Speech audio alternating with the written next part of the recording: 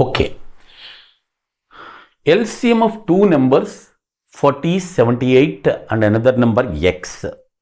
LCM of 40, 78 and another number x is 7800 అంటండి. ఇదండి వాడు ఇచ్చారు ఇలా 40 ఒకటి 78 ఒకటి అండ్ x అంట. వీటి యొక్క LCM is 7800.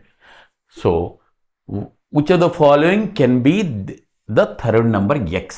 క్రింది వానిలో ఏది x కావచ్చు అన్నాడండి. రైట్, జాగ్రత్తగా చూసుకోండి. మనకి నంబర్ ఏం చేయాలంటే ఎట్టి పరిస్థితుల్లో ఇప్పుడు 40 కదా, LCM కదా, ఇది 40 దీంట్లో పోయి తీరుతుందండి 40 దాంట్లో. అలాగే దీనికి LCM ఇది కదా 78 దీంట్లో పోయి తీరుతుందండి. అలాగే x కూడా దీంట్లో పోవాలి, ఎందుకంటే దాని ఆ నెంబర్ LCMలో పోతుంది కదండి. So it goes in the LCM. Right, options ఏమి ఇచ్చారు చూడండి. ఫస్ట్ది 180 పోద్దా దీంట్లో? పోదు. 180 పోదండి దీంట్లో, 0 0 క్యాన్సిల్ అయిపోద్ది, ఇంక పోదు. 180 అసలు 9 పోదు కదా ముందు దీంట్లో, 7 8 15 9 పోదు కదా, దట్ ఈజ్ రాంగ్ అండి. So then go for the second.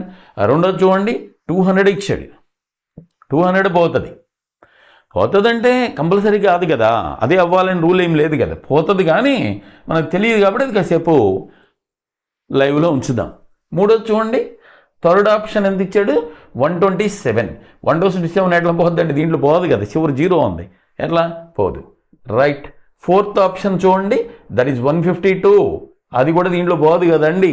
అది ఇవన్నీ కాదు కాబట్టి ఇప్పుడు యువర్ ఆన్సర్ ఈజ్ 200. అంతే, సింపుల్. ఓకే.